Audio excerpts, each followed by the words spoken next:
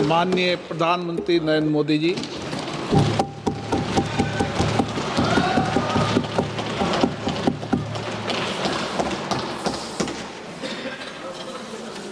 आदरणीय अध्यक्ष जी,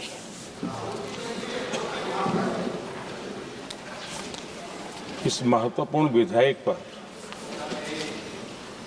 आज सुबह से चर्चा प्रारंभ हुई है।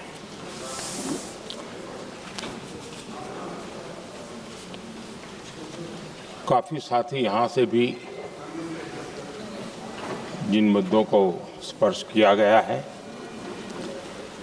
उसको तथ्य से और तर्क से सदन को जरूर जानकारी देंगे और इसलिए मैं उन विषयों में जाना नहीं चाहता। आदरणीय अध्यक्ष जी, राष्ट्र के जीवन में कुछ महत्वपूर्ण पल आते हैं और उस समय की समाज की मनस्थिति और नेतृत्व की क्षमता उस पल को कैप्चर करके एक राष्ट्र की अमानत बना देती है, एक मजबूत धरोहर तैयार कर देती है। मैं समझता हूं कि भारत के संसदीय लोकतंत्र के इतिहास में ये वैसे ही पल है। आवश्यकता तो ये थी कि 25-30 साल पहले जब से विचार सामने आया, आवश्यकता महसूस हुई, हम इसको लागू कर देते और हम आज उसको काफी परिपक्वता तक पहुंचा देते हैं और आवश्यकता के अनुसार उसमें समय समय पर सुधार भी होते हैं और यही तो लोकतंत्र की ब्यूटी होती है। हमारी मदर ऑफ डेमोक्रेसी है, हमारी हजारों साल की लोकतंत्र की एक विकास यात्रा रही है और उस विकास यात्रा में एक नया आयाम जोड़ने का एक शुभ अवसर सदन के हम सभी साथियों को मिला है और मैंने प्रारंभ में कहा है कि हम सब भाग्यवान हैं कि हमें ऐसे महत्वपूर्ण और देश की आधी आबादी को इस राष्ट्र निर्माण की नीति निर्धारण प्रक्रिया में हिस्सेदार बनाने का सौभाग्य मिल रहा है।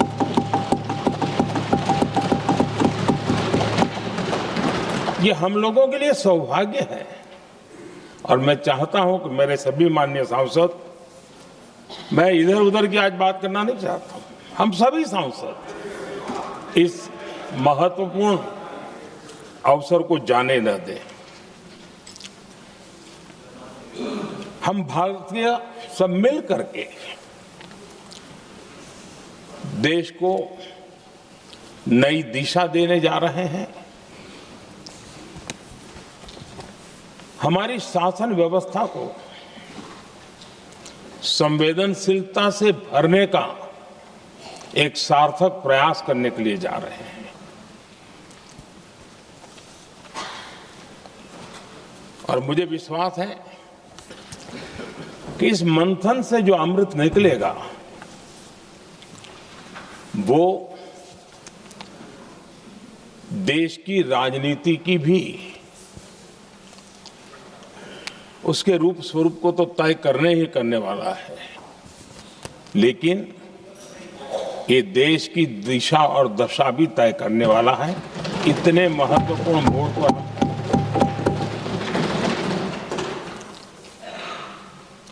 आदरणीय अध्यक्ष जी, 21वीं सदी में भारत एक नए आत्मविश्वास के साथ आगे बढ़ रहा है।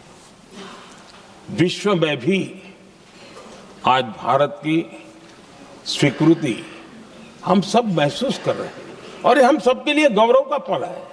एक समय हमारे पास आया है और इस समय को हमने एक विकसित भारत के संकल्प के साथ जोड़ा है और मैं पक्का मानता हूं कि विकसित भारत का मतलब केवल उत्तम प्रकार के रेल, रास्ते, इंफ्रास्ट्रक्चर या कुछ आर्थिक प्रगति के आंकड़े, सिर्फ इतने से ही विकसित भारत की सीमित कल्पना वाले हम लोग नहीं हैं।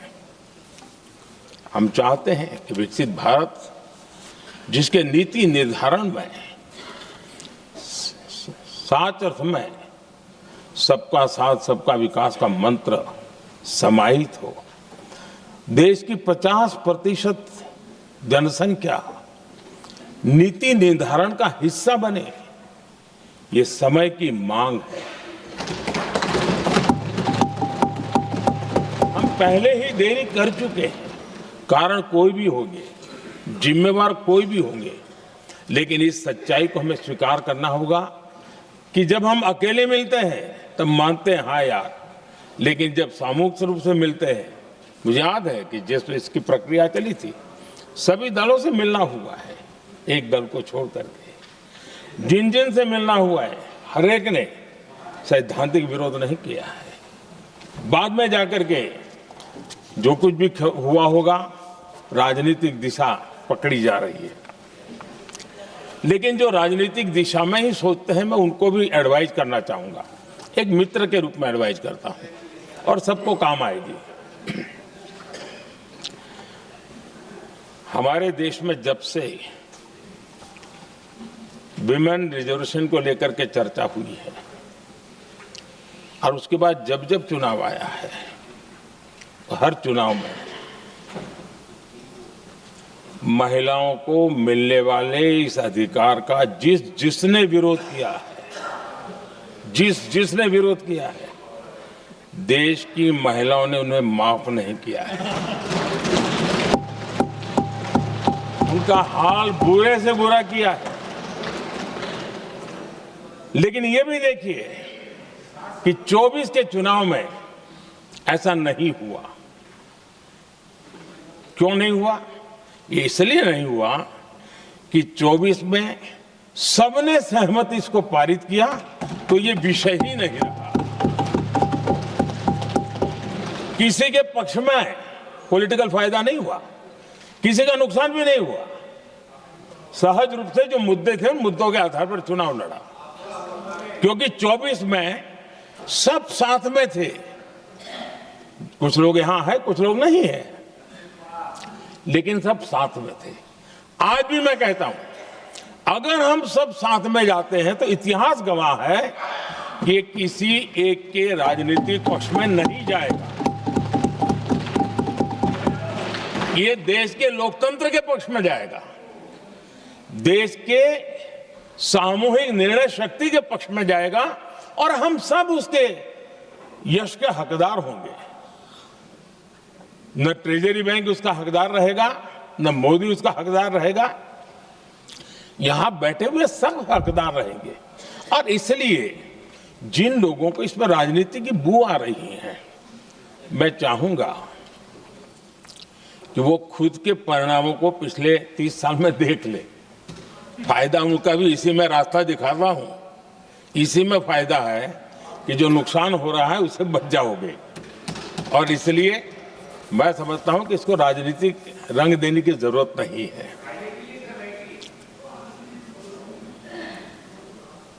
आदरणीय अध्यक्ष जी, मुझे याद है तब तो मैं शासकीय व्यवस्था की राजनीति में नहीं था, मैं एक संगठन के कार्यकर्ता के नाते काम करता था। उस समय एक चर्चा सुनने को मिलती थी गलियारों में कि देखिए ये कैसे लोग हैं,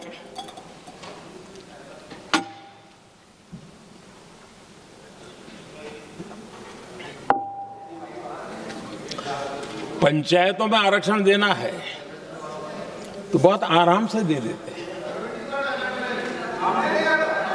लेकिन आप कह रहे तो कह रहे हैं,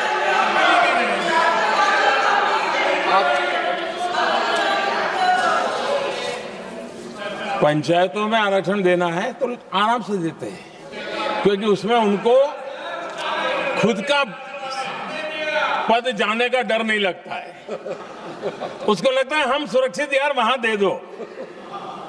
ये उस समय गलियारों में बहुत चर्चा थी कि बोले कभी नहीं करेंगे यहां बैठे हुए। क्यों? क्योंकि उनका कुछ जाएगा, और इसलिए और बगे पंचायत का हो जाता है, 50% तक पहुंच गए। मैं राजनीतिक दृष्टि से और भी एक बात समझाना चाहता हूं साथियों। आज से 25 साल 30 साल पहले जिसने भी विरोध किया, तो विरोध राजनीतिक सतह से नीचे नहीं गया था। आज ऐसा समझने की गलती मत करना। पिछले 25-30 साल में ग्रास रूट लेवल पे पंचायती चुनाव व्यवस्थाओं में जीत करके आई हुई बहनों में एक पॉलिटिकल कॉन्शियसनेस है। वे ओपिनियन मेकर हैं ग्रास रूट लेवल पे। 30 साल पहले वो शांत रहती थी, बोलती नहीं थी, समझती थी, बोलती नहीं थी।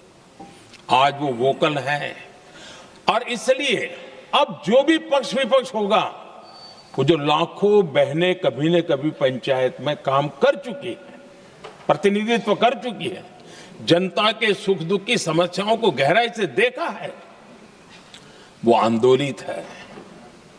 वो कहती हैं कि झाड़ू कचरा वाले काम में तो हमें जोड़ देते हो, वो तो परिवार में भी पहले होता था, अब हमें निर्णय प्रक्रिया में जोड़ो। और निर्णय प्रक्रियाएं विधानसभा में और पार्लियामेंट में होती है।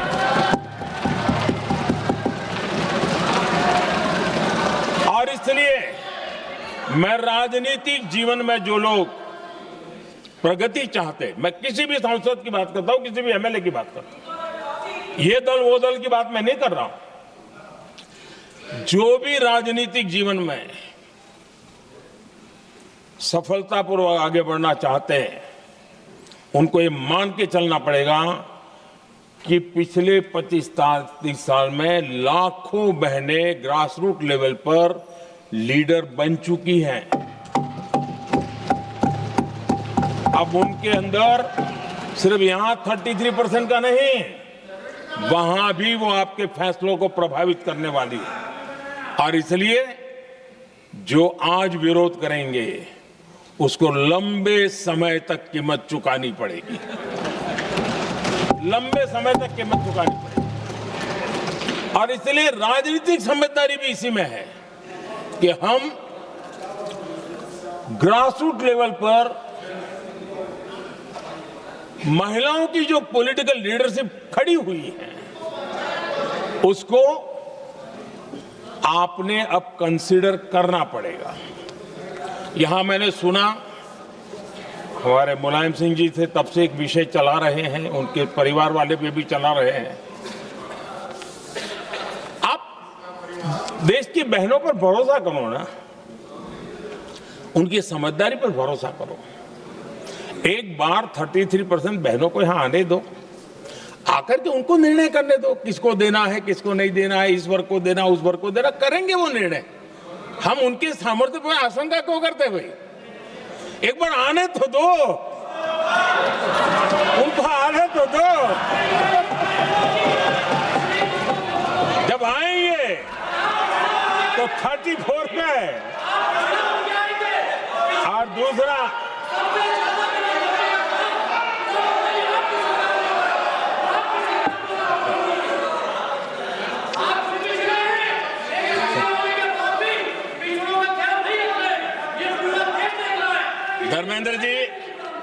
धर्मेंद्र जी, मैं आपका बहुत आभारी हूं कि आपने मेरी पहचान करा दी। ये बात सही है, मैं अति पिछड़े समाज से आता हूं।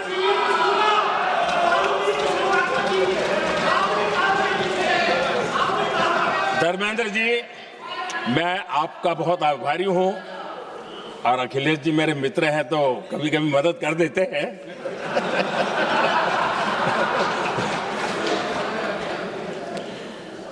ये बात सही है कि मैं अति पिछड़े समाज से आता हूं, लेकिन मेरा दायित्व समाज के सबको साथ लेके चलने का है और यही मेरे संविधान ने मुझे यही रास्ता दिखाया है। मेरे लिए संविधान ही सर्वोपरि है और इसलिए और ये संविधान की ताकत है कि मेरे जैसा अत्यंत छोटे समाज का, अति पिछड़े समाज के व्यक्ति को इतना बड़ा दायित्व देश ने दिया।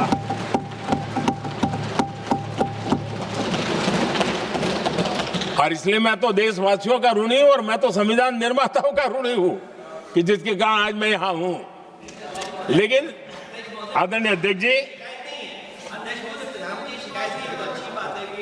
पिछड़ी जाति का स्वीकार कर रहे हैं, लेकिन हम पिछड़ी जातियों के साथ अन्याय न करें, इतना निवेदन है। आदरणीय अध्यक्ष जी, आज जीवन के हर क्षेत्र में हम देखें कि नारी शक्ति देश के गौरव को बढ़ाने वाले परचम लहराने में कहीं पीछे नहीं है जी। हम गर्व से कर सकें इस प्रकार से जीवन के अलग अलग क्षेत्रों में आज हमारी माताएं बहनें बहुत बड़ा योगदान, हमारी बेटियां तो कमाल कर रही है जीवन के हर क्षेत्र में।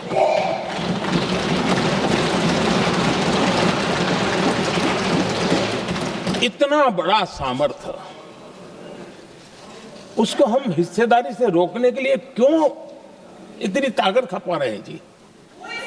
उनके जुड़ने से सामर्थ्य बढ़ने वाला है और इसलिए मैं आज अपील करने आया हूं आपके पास कि इसको राजनीति के तराजू से मत तोलिए। ये राष्ट्रहित का निर्णय है।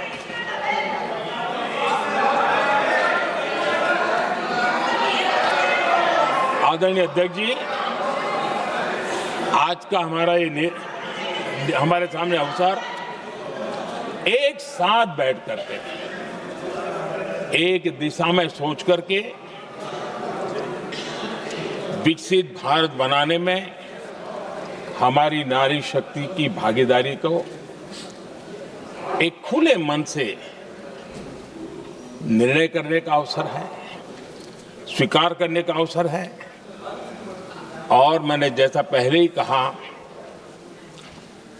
कि आज पूरा देश और विशेष करके नारी शक्ति हमारे निर्णय तो देखेगी, लेकिन निर्णय से ज्यादा हमारी नीयत को देखेगी। और इसलिए हमारी नीयत की खोट देश की नारी शक्ति कभी माफ नहीं करेगी।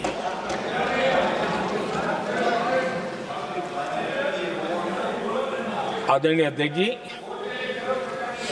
2023 में